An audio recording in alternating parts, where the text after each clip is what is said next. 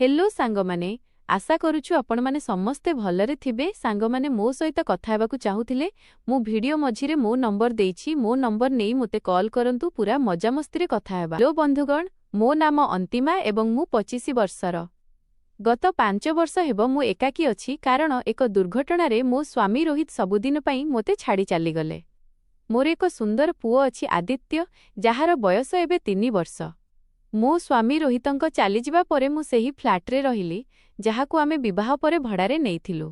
सेही छोटो फ्लैट आम स्वप्नर घर थिला किंतु तार भड़ा एते अधिक थिला जे मो पई एकाकी ताहा चलाइबा कष्टकर होई पडुथिला। रोहित किछि संचय करिथिले एवं बीमा टंका मध्य मिलिथिला जेउथिरे मु किछि समय पर्यंत निजर ओ पिलार गुजुराण करिथिली किंतु धीरे धीरे सेही टंका कमिबाकू लागिला एवं मोते चिंता घारिला। मु केबे चाकरी करि नथिली कारण रोहित सबुबेले कहुथिले जे से रोजगार करिवे एवं मु पिलामानंक जत्न नेबी। एबे कोन करिबी एही प्रश्न मो मुंडरे प्रति रातिरे बुलुथाए। चाकरी करिबा कथा भाबिली किंतु पिलामानंकु छाडी जिबाकू मन हेउ नथिला। सेमाने एबे बहुत छोट थिले एवं सेमानंकु मोर दरकार थिला। मो सामनारे गोटिए विकल्प बाकी थिला मो बाप घरकू फेरी जिबा। जदियो मो पितामातांक सह मोर संपर्क केबे भल नथिला। सेमाने मानुथिले जे मु मो इच्छारे विवाह करिथिली तेणु एबे मोते मो निष्पत्तिर परिणाम मध्य निजे भोगिबाकू पड़िबो। किंतु मो सान भाई अनिकेत सबुबेले मो साथ देइथिला। से मोठारु 4 वर्ष सान एवं एपर्यंत से अविवाहित। तार गोटिए छोट चाकरी अछि जेउथिरे से निज खर्च चलाई निए किंतु विवाह भली बड़ पदक्षेप पई एबे भी ता पाखरे यथेष्ट टंका नाही। जेतेबेले मु मो पितामातांक सह कथा हेली सेमाने तुरंत राजी हेले नाही। मो माँ कहिले झियो तू आम कथा न मानि सेही पुओकू विवाह करिथिलु एबे तू एवं तो पिला आम उपरे बोझ होई जिवो। किंतु अनिकेतर बुझासुझा परे सेमाने शेषरे हूँ कहिले एवं एहीपरि भावरे मु मो पिला सह मो पुरुणा घरकू फेरी आसिली। घरकू आसिबा सहज थिला किंतु एठारे रहिबा नुहे। मो पितामाता एबे वृद्ध होई गलेनी एवं सेमानंक चिंताधारा पुरुणा थिला। प्रतिटी छोट कथारे सेमानंक राग बाहारुथिला। केबे पिलामानंक शब्दरे केबे खाद्य तयारी शैलीरे तो केबे मो पोशाक पिंधिबा उपरे। अंतिमा तू अभागिनी तो पाई ही तो स्वामी तोते छाड़ी चलीगला एमिति कथा शुणी मो हृदय भांगी जाउथिला। मु रातिरे एकाकी कांदुथिली जेपरि पिलामाने देखि न पारंती। एही सबु परिस्थितिरे मो भाई अनिकेत ही एकमात्र व्यक्ति थिला जे मो साथिरे छिड़ा होइथिला। से मोते कहुथिला दीदी हिम्मत हारंतु नाही आमे मिसी सबु किछि ठीक करिदेबा। एक संध्यारे बापा मोते डाकी कहिले अंतिमा घरर खर्च बहुत बढ़ीगलानी। मो पेंशन रे एते लोकंको खाइबा पीबा चली पारिबो नाही। तोते किछि काम करिबाकू हेबो। मु बुझी बिचारी कहिली ठीक अछि बापा मु काली ठारु ही चाकरी खोजिबा आरंभ करिदेबी। पिलांको ध्यान आपण एवं माँ रखिदेबे तो। किंतु अनिकेत भाईकू एही कथा पसंद आसिला नाही। से मोकू आसी कहिला दीदी तुमकू केउठाकू जिबार दरकार नाही। मु 2टी चाकरी करिनेबी। तुमे बस घर संभाळ एवं पिलांको जत्न नियो। मु ताकू बुझाइली अनिकेत एहा मोर दायित्व। तोते तो भविष्यत विषय चिंता करिबा दरकार। तोर विवाह हेबो निजर परिवार गढ़िबु। मोते मो गोड़रे छिड़ा हेबाकू ही हेबो। से मानिला नाही किंतु शेषरे ताकू स्वीकार करिबाकू पड़िला। मु चाकरी खोजिबा आरंभ कली एवं मोते जणे ओकिलंक ऑफिस रे काम मिलिगला। अनिल सर बहुत भल मनीष थिले। से मो परिस्थिति बुझुथिले एवं मोते केबे डेरी रे आसिले गाली करू नथिले। किंतु एही चाकरी मो पाई यथेष्ट नथिला। दरमा एते कम थिला जे पिलांको फीस सेमानंक पोशाक एवं घरे किछि देबा पाई पाखरे किछि बंचु नथिला। मु प्रति रातिरे थकी पड़ी घरकू फेरुथिली किंतु मने मने जानिथिली जे एहा यथेष्ट नुहे। एक रातिरे जेतेबेले पिलामाने सोई जाइथिले मु बारंडारे बसिथिली। अनिकेत मो पाखकू आसिला एवं कहिला दीदी तुमे बहुत थकीगला परि जणा पड़ुछ। मु दीर्घश्वास नहीं कहिली हाँ अनिकेत एही चाकरी मो पाई ठीक नुहे। पैसा बहुत कम एवं काम बहुत बेसी। अनिकेत मो हाथ उपरे हाथ रखी कहिला दीदी तुमे चाकरी छाड़ी दियो मु अन्य एक चाकरी खोजी नेबी। चाहे मोते 24 घंटा काम करिबाकू पड़ू मु तुमकू एवं पिलांकू कौनसी जिनिसर अभाव हेबाकू देबी नाही। ता मुह चमकुथिला जेमिति से सतरे मोर साहाଯ୍ୟ करी खुशी हेबो। से मोते चाहि कहिला एमिति भी दीदी तुमे बहुत सुंदर। जहन परी तुम मुह थकापणरे भी चमके। मोते ता कथा शुणी भल लागुथिला। मो स्वामी रोहितंक चाली जिबा परे केही मो सह एपरी मिठा कथा कहि नथिले। अनिकेत सबुबेले मोर प्रशंसा करुथिला एवं कहुथिला जे मोते पुणी थरे विवाह करिनेबा उचित। तुमे एबे भी बहुत युवती अछ दीदी एवं बहुत सुंदर। ତୁମ ବୟସ ପୁଣି ଥରେ ଭଲ ପାଇବା ଓ ଖୁସି ହେବାର ଅଛି ସେ କହୁଥିଲା। ସତ କହିବି ତ ମୋତେ ତାର ଏହି ସୁନ୍ଦର କଥାଗୁଡ଼ିକ ବହୁତ ଭଲ ଲାଗୁଥିଲା। ତାର ଏହି ମଧୁରତା ଏବଂ ବାରମ୍ବାର ଅନୁରୋଧ ଆଗରେ ମୁଁ ଶେଷରେ ହାର ମାନିଲି ଏବଂ ଚାକିରି ଛାଡ଼ିବାକୁ ନିଷ୍ପତ୍ତି ନେଲି। ଅନିକେତ ଯେମିତି କହିଥିଲା ସେମିତି ହିଁ କଲା। ସେ ଆଉ ଏକ ପାର୍ଟ ଟାଇମ୍ ଚାକିରି ଖୋଜିନେଲା ଏବଂ ଦିନରାତି ପରିଶ୍ରମ କରିବାକୁ ଲାଗିଲା। ଅନିକେତ ଏବେ ରାତି 10 ବିନା 11ଟା ବେଳକୁ ଥକିପଡ଼ି ଘରକୁ ଫେରେ। ମୁଁ ସେ ସମୟ ପର୍ଯ୍ୟନ୍ତ ଜାଗି ତାକୁ ଅପେକ୍ଷା କରେ। ଘରର ଅନ୍ୟ ସମସ୍ତେ, ମୋ ପିଲା, ମା ଏବଂ ବାପା ସେ ପର୍ଯ୍ୟନ୍ତ ଶୋଇଯାଇଥାନ୍ତି। ପିଲାକୁ ଶୁଆଇ ମୁଁ ରୋଷେଇ ଘରକୁ ଯାଏ ଏବଂ ତାଜା ଖାଦ୍ୟ ପରସି ଦିଏ। ଅନିକେତର କପଡ଼ା ଧୋଇବା, ସେଗୁଡ଼ିକୁ ଇସ୍ତ୍ରୀ କରିବା ଏବଂ ତାର ଛୋଟ ଛୋଟ ଦରକାରର ଯତ୍ନ ନେବା ମୋ ଦୈନନ୍ଦିନ ଜୀବନର ଅଂଶ ପାଲଟିଗଲା। ଅନ୍ତିମା ଦିଦି, ତୁମକୁ ଏତେ ପରିଶ୍ରମ କରିବା ଦରକାର ନାହିଁ, ଅନିକେତ କହୁଥିଲା ଯେତେବେଳେ ମୁଁ ଥାଳିରେ ଗରମ ଗରମ ରୁଟି ରଖୁଥିଲି। ଆରେ ନା, ମୁଁ କ'ଣ କରିବି? ତୁ ଦିନସାରା ଏତେ ପରିଶ୍ରମ କରୁଛୁ, ଏହା ତ ମୋର କର୍ତ୍ତବ୍ୟ, ମୁଁ ହସିଦେଇ ଜବାବ ଦେଉଥିଲି। ଖାଇବା ସମୟରେ ଆମେ ଦୁହେଁ କଥା ହେଉଥିଲୁ। ଅନିକେତ ତା ଚାକିରିର କାହାଣୀ ଶୁଣାଉଥିଲା ଏବଂ ମୁଁ ମୋ ଦିନର ଛୋଟ ଛୋଟ ଘଟଣା ବିଷୟରେ କହୁଥିଲି। ଏହା ସେହି ସମୟ ଥିଲା ଯେତେବେଳେ ଆମେ ବିନା କୌଣସି ଭୟ ବା ସଂକୋଚରେ ନିଜ ମନର କଥା ପରସ୍ପର ସହ ବାଣ୍ଟୁଥିଲୁ। ଯେମିତି ସମୟର ଚକ ପଛକୁ ପିଲାଦିନକୁ ଫେରିଯାଇଛି। ଶନିବାର ରାତି ତ ଆମ ପାଇଁ ଖାସ୍ ଥିଲା। ଅନିକେତକୁ ପରଦିନ ଛୁଟି ରହୁଥିଲା, ତେଣୁ ଆମେ ବିଳମ୍ବ ରାତି ଯାଏଁ ଟିଭି ଦେଖୁଥିଲୁ, ପୁରୁଣା କଥା ମନେ ପକାଉଥିଲୁ ବା କିଛି ନ କହି ପରସ୍ପରର ଉପସ୍ଥିତିକୁ ଉପଭୋଗ କରୁଥିଲୁ। ମୋର ମନେ ଅଛି, ଗତ ଶନିବାର ଅନିକେତ ବଜାରରୁ ଫେରିବାବେଳେ ମୋ ପସନ୍ଦର ଗୁଲଗୁଲା, ଗୁପଚୁପ୍ ଏବଂ ପିଲା ପାଇଁ ରଙ୍ଗୀନ ବଲ୍ ଆଣିଥିଲା। ଆରେ ବାହ, ତୁ ତ ଆଜି ଉତ୍ସବ ମନାଇଲୁଣି, ମୁଁ ଖୁସି ହୋଇ କହିଥିଲି। ଅନିକେତ ଭାଇ ହସିଦେଇ ଜବାବ ଦେଲା, ଦିଦି, ନୂଆ ଚାକିରିର ପ୍ରଥମ ଦରମା ମିଳିଛି, ଭାବିଲି ଟିକେ ଖୁସି ମନାଇ ନେବି। ଗୁଲଗୁଲା ଖାଉ ଖାଉ ମୁଁ କହିଲି, ଅନିକେତ ଭାଇ, ଯଦି ମୋତେ ବି ତୋର ନୂଆ କମ୍ପାନୀରେ କିଛି କାମ ମିଳିଯାଆନ୍ତା ତେବେ ଭଲ ହୁଅନ୍ତା। ମୁଁ ବି କିଛି ସାହାଯ୍ୟ କରିପାରନ୍ତି। ଅନିକେତ ମୁଣ୍ଡ ହଲାଇ ମନା କରିଦେଲା, ନା ଦିଦି, ସେଠାରେ କାମ ବହୁତ କଷ୍ଟ। ରାତି ସିଫ୍ଟ ଅଛି ଏବଂ ଶାରୀରିକ ପରିଶ୍ରମ ମଧ୍ୟ ଅଧିକ। ଏହା କେବଳ ପୁରୁଷମାନଙ୍କ ପାଇଁ ଠିକ୍। ମୁଁ ନିରାଶ ହୋଇ କହିଲି, କିନ୍ତୁ ମୁଁ ତ ଉପରେ ଏତେ ବୋଝ ପକାଇବାକୁ ଚାହୁଁନି। ଶେଷରେ ମୁଁ ଏବଂ ମୋ ପିଲା ତୋର ଦାୟିତ୍ୱ ନୁହନ୍ତି। ସେ ମୋ ହାତ ଧରି କହିଲା, ଦିଦି, ଏମିତି କୁହ ନାହିଁ। ତୁମ ପାଇଁ ଏବଂ ପିଲାଙ୍କ ପାଇଁ ପରିଶ୍ରମ କରିବା ମୋ ପାଇଁ ଖୁସିର କଥା। ଏମିତି ବି ଏବେ ମୁଁ ବିବାହ କଥା ଛାଡ଼ି ଦେଇଛି। ମୁଁ କ'ଣ ଏବେ ଯୁବକ ହୋଇ ରହିଛି କି? ମୁଁ ହସି ପକାଇଲି, କ'ଣ ବାଜେ କଥା କହୁଛୁ? ତୋ ବୟସ ଏବେ ମାତ୍ର 23 ଏବଂ ତୁ ଦେଖିବାକୁ ମଧ୍ୟ ବହୁତ ଭଲ। ତୋ ପାଇଁ ଅନେକ ଝିଅ ଲାଇନରେ ଛିଡ଼ା ହେବେ ଏବଂ ଯେଉଁ ଝିଅ ତୋତେ ପାଇବ ସେ ବହୁତ ଭାଗ୍ୟବତୀ ହେବ। ଅନିକେତ ଭାଇ ଚୁପ୍ ରହିଲା। ବସ୍ ହସିଦେଲା। ସତ କହିବି, ମୋ ଭାଇ ଅନିକେତ ପ୍ରକୃତରେ ବହୁତ ଭଲ ମଣିଷ ଥିଲା। ତାର ସ୍ୱଭାବ ଏତେ ମଧୁର ଥିଲା ଯେ ଗାଁରେ ସମସ୍ତେ ତାକୁ ପସନ୍ଦ କରୁଥିଲେ। କେବେ କାହାର ଖରାପ କହେ ନାହିଁ, ସବୁବେଳେ ଅନ୍ୟମାନଙ୍କ ସାହାଯ୍ୟ ପାଇଁ ପ୍ରସ୍ତୁତ। ମୁଁ ଏହା କେବଳ ସେଥିପାଇଁ କହୁନି ଯେ ସେ ମୋ ଭାଇ, ବରଂ ପ୍ରକୃତରେ ତାର ଆତ୍ମା ନିର୍ମଳ ଥିଲା। ଏକ ଶନିବାର ରାତିରେ ଆମେ ପୁଣି ବିଳମ୍ବ ଯାଏଁ ଜାଗିଥିଲୁ। ଟିଭିରେ କୌଣସି ଫିଲ୍ମ ଚାଲିଥିଲା। ଅନିକେତ ହଠାତ୍ କହିଲା, ଦିଦି, ମୁଁ କେବେଠୁ ଭାବୁଛି ତୁମକୁ ପୁଣିଥରେ ବିବାହ କରିନେବା ଉଚିତ। ମୁଁ ଦୀର୍ଘଶ୍ୱାସ ନେଲି। ନା ଅନିକେତ, ମୁଁ ଚାହୁଁନି। ମୋର ଏକ ପିଲା ଅଛି ଏବଂ ତୁ ଜାଣୁ, ସାବତ ବାପା ସହ ପିଲାଙ୍କ ଜୀବନ କେତେ କଷ୍ଟକର ହୋଇପାରେ। ମୋତେ ମୋ ପୁଅ ପାଇଁ ଚିନ୍ତା ଲାଗେ। ଅନିକେତ ଭାଇ କିଛି ସମୟ ଚୁପ୍ ରହି କହିଲା, ଦିଦି, ମୁଁ କିଛି କହିବାକୁ ଚାହୁଁଛି, କିନ୍ତୁ ପ୍ଲିଜ୍ ଖରାପ ଭାବିବ ନାହିଁ ବା ଭୁଲ ବୁଝିବ ନାହିଁ। ମୁଁ ତା କାନ୍ଧରେ ହାତ ରଖିଲି। ଆମେ ଭାଇ ଭଉଣୀ ଅନିକେତ। ଆମ ଭିତରେ ଏମିତି କେଉଁ କଥା ଅଛି ଯେଉଁଥିରେ ଭୁଲ ବୁଝାମଣା ହୋଇପାରେ? କୁହ। ସେ ସଂକୋଚର ସହ କହିଲା, ସତ କହିବି ଦିଦି, ମୁଁ ଚାହୁଁନି ଯେ ତୁମେ ପୁଣିଥରେ ବିବାହ କର। ମୁଁ ଚମକି ପଡ଼ିଲି। କାହିଁକି ଅନିକେତ? ଏମିତି କାହିଁକି? ଏଥିରେ ତ କାନ୍ଧରୁ ମୋର ଏବଂ ପିଲାଙ୍କ ଦାୟିତ୍ୱ କମିଯିବ। ନା ଦିଦି, ସେ ମୋତେ ଚାହିଁ କହିଲା, ମୋତେ ଏହି ଦାୟିତ୍ୱ ଭଲ ଲାଗୁଛି। ତୁମେ ଏବଂ ପିଲା ଘରେ ଥିଲେ ଘରଟା ଜୀବନ୍ତ ଲାଗେ। ଆମକୁ ପିଲାଦିନରୁ ପରସ୍ପରର ଅଭ୍ୟାସ ରହିଛି। ତୁମର ମନେ ଅଛି ଯେତେବେଳେ ଆମେ ଦୁହେଁ ମିଶି ଗାଁ ପଛପଟ ପୋଖରୀରେ ଗାଧୋଇବାକୁ ଯାଉଥିଲୁ? ମୋତେ ଭଲ ଲାଗିଲା ଏହା ଜାଣି ଯେ ଅନିକେତ ମୋତେ ନିଜ ସହ ରଖିବାକୁ ଚାହୁଁଛି। ମା ବାପା ସବୁବେଳେ ମୋତେ ଦ୍ୱିତୀୟ ବିବାହ ପାଇଁ ପ୍ରେରିତ କରୁଥିଲେ, କିନ୍ତୁ ଅନିକେତ ଭାଇ ଚାହୁଁଥିଲା ଯେ ମୁଁ ଏଠାରେ ତା ସହ ରୁହେ। ପର୍ବପର୍ବାଣୀରେ ଅନିକେତ ମୋ ପାଇଁ ଏବଂ ପିଲା ପାଇଁ ନୂଆ କପଡ଼ା ଆଣୁଥିଲା।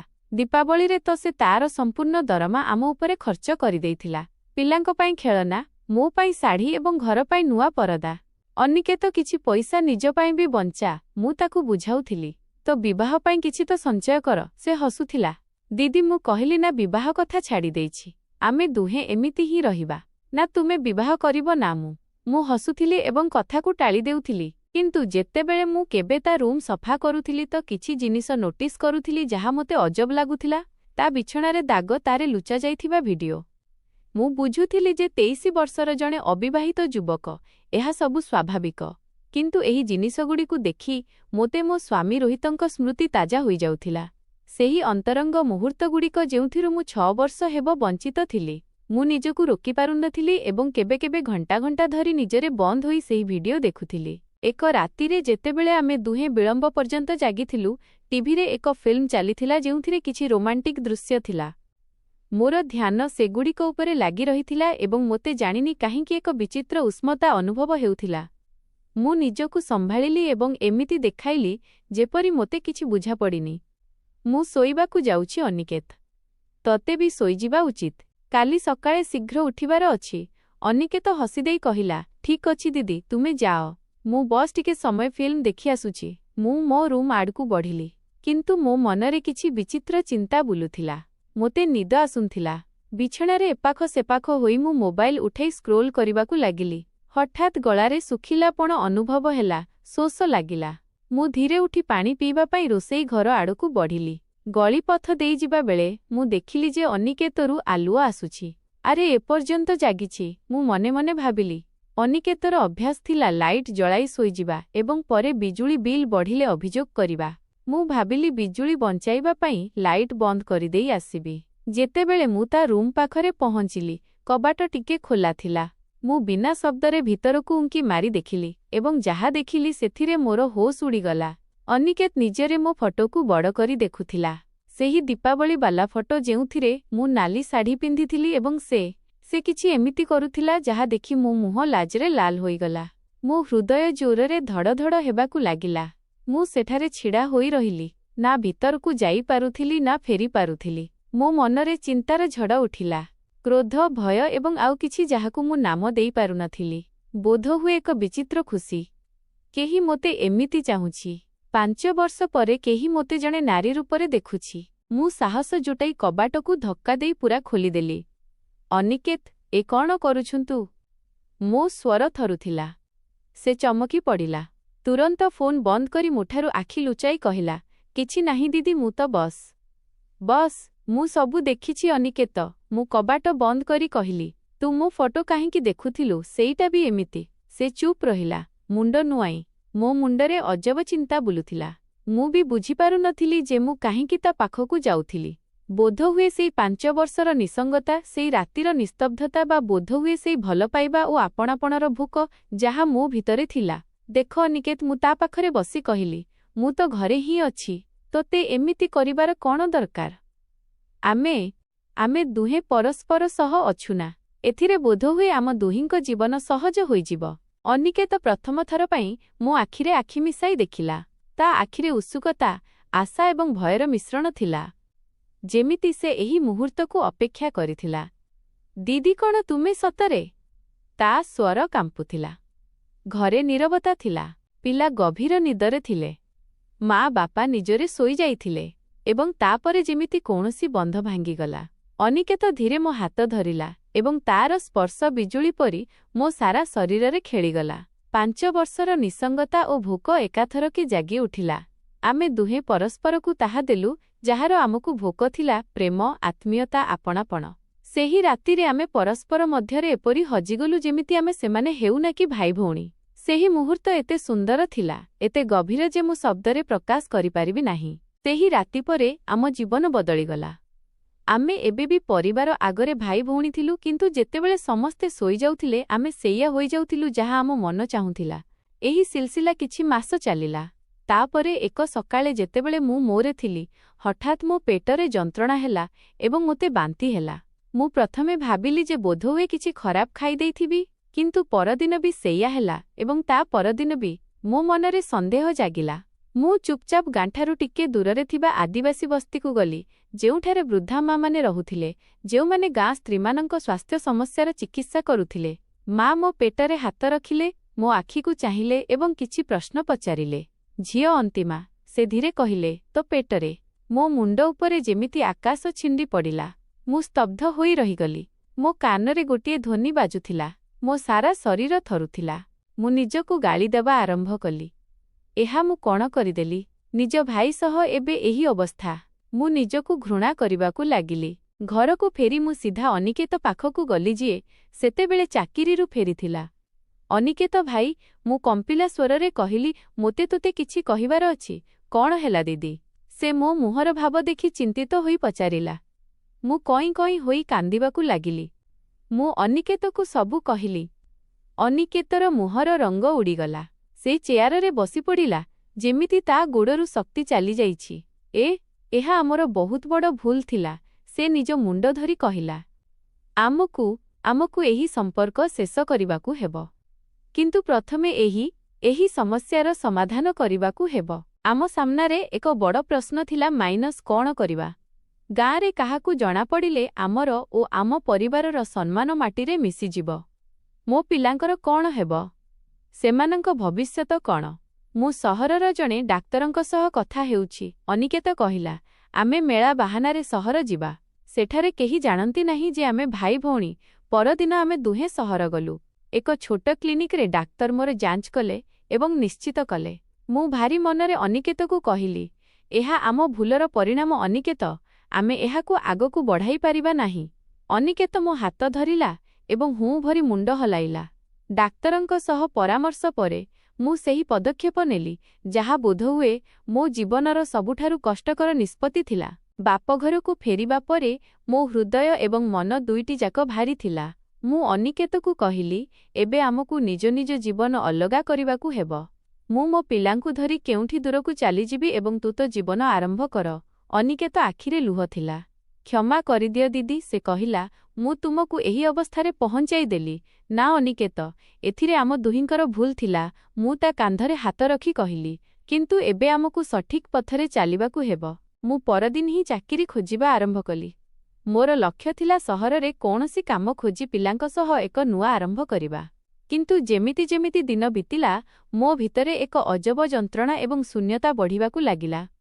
ଅନିକେତ ମଧ୍ୟ ବିବ୍ରତ ଦେଖାଯାଉଥିଲା। ସେ କାମରୁ ଆସି ସିଧା ନିଜକୁ ଚାଲିଯାଉଥିଲା। ଖାଇବା ବି ସେଠାରେ ଖାଉଥିଲା। ଆମ ଆଖି ମିଶିବାରେ ଆମେ ସଂକୋଚ କରୁଥିଲୁ, କିନ୍ତୁ ଯେତେବେଳେ ବି ମିଶୁଥିଲା, ସେଥିରେ ଏକ ବିଚିତ୍ର ପୀଡ଼ା ଝଲକୁଥିଲା। ଏକ ରାତିରେ ମୁଁ ପିଲାଙ୍କୁ ଶୁଆଇ ବାହାର ଅଗଣାରେ ବସିଥିଲି। ଆକାଶରେ ଜହ୍ନ ହସୁଥିଲା। ଅନିକେତ ମଧ୍ୟ ସେଠାକୁ ଆସି ଚୁପଚାପ ବସିଗଲା। ଦିଦି, ସେ ଧୀରେ କହିଲା, ମୁଁ କାଲି ସହର ଯାଉଛି। ମୋତେ ସେଠାରେ ଏକ ଭଲ ଚାକିରି ମିଳିଯାଇଛି। ମୋ ହୃଦୟ ଜୋରରେ ଧଡ଼ଧଡ଼ ହେଲା। ଏତେ ଶୀଘ୍ର? ମୁଁ ପଚାରିଲି। ହଁ, ମୋତେ ଲାଗୁଛି ଏଇଟା ହିଁ ଠିକ୍, ସେ କହିଲା। ମୁଁ ଏଠାରେ ରହିବି ତ ଆମ ଦୁହିଁଙ୍କ ପାଇଁ କଷ୍ଟ ହେବ ଏବଂ ମା ବାପାଙ୍କୁ ବି ସନ୍ଦେହ ହୋଇପାରେ। ମୁଁ ଚୁପ୍ ରହିଲି। ସେ ଠିକ୍ କହୁଥିଲା। ଆମ ସମ୍ପର୍କର ରହସ୍ୟ ଯଦି କେବେ ଖୋଲିଗଲା, ତେବେ କେବଳ ଆମର ନୁହେଁ ବରଂ ପୂରା ପରିବାରର ବଦନାମ ହେବ। ତାପରେ ହଠାତ୍ ଅନିକେତ ମୋ ହାତ ଧରିନେଲା। ଦିଦି, ମୁଁ ତୁମକୁ କିଛି ପଚାରିବାକୁ ଚାହୁଁଛି। ତା ସ୍ୱରରେ ଏକ ଅଜବ ଉତ୍ତେଜନା ଥିଲା। କ'ଣ? ମୁଁ ଧୀରେ ପଚାରିଲି। ତୁମେ ମୋ ସହ ଚାଲିବ? ତୁମେ ଏବଂ ପିଲା, ଆମେ ସମସ୍ତେ ଏକାଠି ସହର ଚାଲିଯିବା। ସେଠାରେ କେହି ଆମକୁ ଜାଣନ୍ତି ନାହିଁ। ଆମେ ସେଠାରେ ଏକାଠି ରହିପାରିବା। କେହି ଜାଣିବେ ନାହିଁ ଯେ ଆମେ କ'ଣ। ମୁଁ ତା କଥା ଶୁଣି ଅବାକ୍ ହୋଇଗଲି। ଅନିକେତ, ତୁ ପାଗଳ ହୋଇଯାଇଛୁ କି? ଏହା ଭୁଲ। କିନ୍ତୁ କାହିଁକି ଦିଦି? ସେ ଆବେଗର ସହ କହିଲା। ଆମେ ପରସ୍ପରକୁ ଭଲ ପାଉ। ଆମେ ଏକାଠି ଖୁସି ଅଛୁ। ପିଲାମାନେ ବି ମୋତେ ଭଲ ପାଆନ୍ତି। ଯେପର୍ଯ୍ୟନ୍ତ କେହି ଜାଣିନାହାନ୍ତି, ସେ ପର୍ଯ୍ୟନ୍ତ କ'ଣ ଫରକ ପଡ଼େ? ମୁଁ ତା ହାତ ଝଟକାଇ ଦେଲି। ବନ୍ଦ କର ଅନିକେତ। ଆମେ ଏମିତି କରିପାରିବା ନାହିଁ। ଏହା ପାପ। ଏବଂ ଯଦି କେବେ କାହାକୁ ଜଣାପଡ଼ିଗଲା, ତେବେ ଆମେ ଦେଶର ଯେକୌଣସି କୋଣକୁ ଚାଲିଯାଉ, ଆମର ସତ୍ୟ ଆମ ସହ ହିଁ ରହିବ। ଅନିକେତ ମୋତେ ଗଭୀର ଭାବେ ଚାହିଁଲା। ତା ଆଖିରେ ଲୁହ ଏବଂ ନିଆଁ ଦୁଇଟି ଯାକ ଥିଲା। କିନ୍ତୁ ମୁଁ ତୁମ ବିନା ରହିପାରିବି ନାହିଁ ଦିଦି, ସେ କଷ୍ଟଭରା ସ୍ୱରରେ କହିଲା। ମୁଁ ତୁମକୁ ଭଲ ପାଏ, କେବଳ ଭଉଣୀ ଭାବରେ ନୁହେଁ। ଏହା ଭଲ ପାଇବା ନୁହେଁ ବରଂ ବାସନା ଅନିକେତ, ମୁଁ କଡ଼ା ଭାବେ କହିଲି। ଯଦିଓ ମୁଁ ଜାଣିଥିଲି ଯେ ଏହା କେବଳ ବାସନା ନଥିଲା, ଆମ ଭିତରେ କିଛି ଆହୁରି ଗଭୀର ଥିଲା, କିନ୍ତୁ ତାକୁ ନାମ ଦେବା ପାପ ଥିଲା। ଅନିକେତ ସେଠାରୁ ଉଠି ନିଜକୁ ଚାଲିଗଲା। ମୁଁ ସେହି ଅଗଣାରେ ବସି ରହିଲି, ନିଜ ଭାଗ୍ୟ ଉପରେ ଲୁହ ଗଡ଼ାଇ। ପରଦିନ ସକାଳେ ମୁଁ ଯେତେବେଳେ ଉଠିଲି, ଦେଖିଲି ଯେ ଅନିକେତର ରୁମ୍ ଖାଲି ଥିଲା। ସେ ନିଜ ବ୍ୟାଗ୍ ଧରି ଚାଲିଯାଇଥିଲା। ସେ ଏକ ଚିଠି ଛାଡ଼ିଥିଲା। ସେଥିରେ ଲେଖାଥିଲା, ମୋର ପ୍ରିୟ ଦିଦି, ମୁଁ ଯାଉଛି। ଏହି ସହର ଛାଡ଼ି ତୁମେ ଠିକ୍ କହୁଛୁ। ଆମର ଏକାଠି ରହିବା ଭୁଲ। ମୁଁ ଚାହୁଁନି ଯେ ମୋ ଯୋଗୁଁ ତୁମର ବା ପିଲାଙ୍କ ଜୀବନରେ କୌଣସି ଅସୁବିଧା ଆସୁ। ମୁଁ ସହରରେ ଏକ ଚାକିରି ନେଇଛି। ପ୍ରତି ମାସରେ ପଇସା ପଠାଉଥିବି। ଯେପର୍ଯ୍ୟନ୍ତ ମୁଁ ଅଛି, ତୁମକୁ ବା ପିଲାଙ୍କୁ କେବେ କୌଣସି ଜିନିଷର ଅଭାବ ହେବ ନାହିଁ। କ୍ଷମା କରିଦେବ ଦିଦି। ତୁମର ଅନିକେତ। ତ ବନ୍ଧୁଗଣ, ଆପଣଙ୍କୁ ଏହି କାହାଣୀ କିପରି ଲାଗିଲା? ଦୟାକରି ନିଜର ମତାମତ ନିଶ୍ଚିତ ଜଣାନ୍ତୁ। ଯଦି ଆପଣଙ୍କୁ ଏହି କାହାଣୀ ପସନ୍ଦ ଆସିଲା, ତେବେ ଏହାକୁ ଲାଇକ୍ କରନ୍ତୁ ଏବଂ ସାଙ୍ଗମାନଙ୍କ ସହ ସେୟାର କରନ୍ତୁ।